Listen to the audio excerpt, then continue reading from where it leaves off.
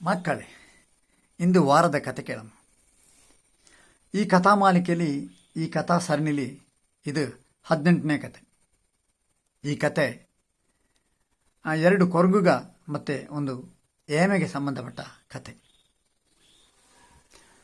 ಭಾಳ ವರ್ಷಗಳ ಹಿಂದೆ ಎರಡು ದೊಡ್ಡ ಬೆಟ್ಟಂಗಿದ್ದು. ಆ ಬೆಟ್ಟಗಳ ಅಡಿಭಾಗಲಿ, ಎರಡು ಬೆಟ್ಟಗೆ ಸೇರುವ ಅಡಿಭಾಗಲಿ ಒಂದು ದೊಡ್ಡ ನೀರುಗುಂಡಿತ್ತು. ಆ ನೀರುಗುಂಡಿಲಿ ತುಂಬ ಮೀನುಗ ವಾಸ ಮಾಡಿಕೊಂಡಿದ್ದು. ಎಲ್ಲ ಸಣ್ಣ ಸಣ್ಣ ಥರದ ಮೀನುಗ, ಚಂಬರಗಂಡೆ, ಪಾಚೋಳ್ತಿ, ನಿಡ್ಕ, ಕಣ್ಣ, ಮೊರಂಟೆ, ದರ್ಗಬಾಳೆ, ಹೀಗೆ ಬೇರೆ ಬೇರೆ ಥರದ ಮೀನುಗ ಅಲ್ಲಿ ವಾಸ ಮಾಡಿಕೊಂಡಿದ್ದವು. ತುಂಬ ಕಪ್ಪೆಗೆ ಕೂಡ ಇದ್ದು. ರಾತ್ರಿ ಹೊತ್ತಿಗೆ ಆ ಕಪ್ಪೆಗ ಆ ಹೊಂಡದ ಸುತ್ತು ಒಂದು ಪದ್ಯನ ಸಂಗೀತನ ಕೂಡ ಹೇಳ್ತಿದ್ದ.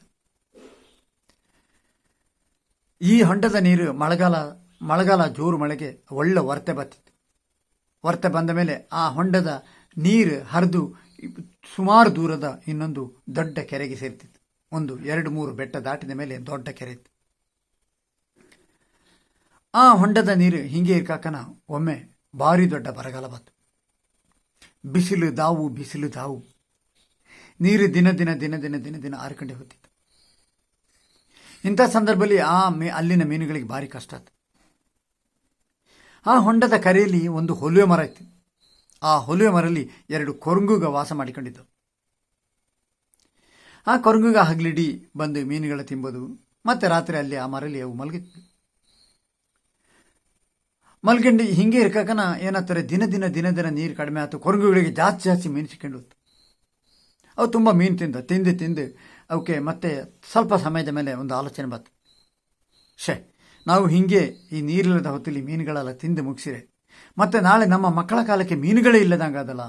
ಏನಾರೊಂದು ಎಂತ ಮಾಡೋದಿದಕ್ಕೆ ಅಂತ ಏನಾರೊಂದು ಉಪಾಯ ಮಾಡಿ ಈ ಮೀನುಗಳ ಬಚಾವ್ ಮಾಡೋಕ್ಕಿತ್ತು. ಅವು ಹಾಗೆ ಮಾತಾಡ್ಕೊಂಡು ಇರ್ಕಾಕನೆ ಮೀನುಗ ಕೂಡ ಹೇಳುವೆ, ಅಣ್ಣ ಕೊರಂಗಣ್ಣ, ನಮ್ಮ ಹೆಂಗಾರು ಮಾಡಿ ಬಚಾವ್ ಮಾಡಿ, ನೀರು ಆರ್ತೊಟ್ಟು ನಾವು ಸತ್ತೋಗಿಬಿಟ್ಟವೆ, ಏನಾರು ಮಾಡಿ ಅಂತ. ಆ ಹೊಂಡದ ಕರೆಯಲ್ಲಿ ಒಬ್ಬ ರೈತ ತೋಟ ಮಾಡಿಕೊಂಡಿತ್ತು. ಅವ ತೋಟದಲ್ಲಿ ತುಂಬ ಬಾಳೆ ಬೆಳೆದಿತ್ತು. ಕೊರಂಗುಗ ದಿನ ಇಡೀ ಆಲೋಚನೆ ಮಾಡಿ ಅವಕ್ಕೊಂದು ಉಪಾಯ ಹೊಳೆದು. ಅವು ಏನು ಮಾಡೋದತ್ತಾರೆ, ಆ ರೈತನ ತೋಟದ ಹೋಗಿ ಬಾಳೆನೆಲ್ಲ ಕೀಂತು ತಂದು ಅದರ ಸಣ್ಣ ದೊನ್ನೆಗಳ ಮಾಡಿಕೊಂಡಿದ್ದು. ದೊನ್ನೆಗಳ ಮಾಡಿ ಅವು ಆ ಮೀನುಗಳೊಟ್ಟಿಗೆ ಹೇಳಿವೆ, ನೋಡಿ, ನಾವು ಈ ದೊನ್ನೆಗೆ ನೀರು ತುಂಬಿಸುವೆ, ನೀವು ಈ ದೊನ್ನೆ ಒಳಗೆ ಈ ನೀರಲ್ಲಿ ಸೇರಿಕೊಂಡ್ರೆ ನಾವು ಆಕಾಶದಲ್ಲಿ ತಗೊಂಡೋಗಿ ಆಚೆ ಆ ದೊಡ್ಡ ಕೆರೆಗೆ ಬಿಟ್ಟವೆ ಅಂತ.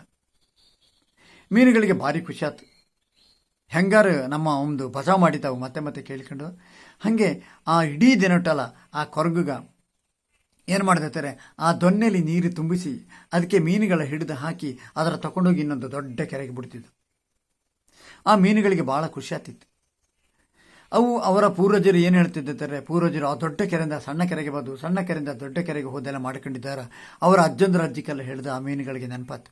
ಅವಕ್ಕೆ ಭಾರಿ ಖುಷಿ ಆಯ್ತು. ಇಡೀ ದಿನ ಆದ ಮೇಲೆ ಅವು ಎಲ್ಲ ಮೀನುಗಳ ಆ ಕೊರಂಗಿಗೆ ತಗೊಂಡೋಗಿ ಆ ದೊಡ್ಡ ಕೆರೆಗೆ ಬಿಟ್ಟವೆ. ಕತ್ತಲಕ್ಕನ ಆ ಕೆರೆಯಲ್ಲಿ ಕತ್ತಲಕ್ಕನ ದೊಡ್ಡ ಶಬ್ದಕ್ಕೆ ಬಳ ಶಬ್ದ ಕೇಳ್ದಂಗೆಲ್ಲ ಆಗ್ತದಕ್ಕೆ ಕೊರಂಗುಗಳಿಗೆ. ನೋಡ್ರೆ ಒಂದು ಆಮೆ.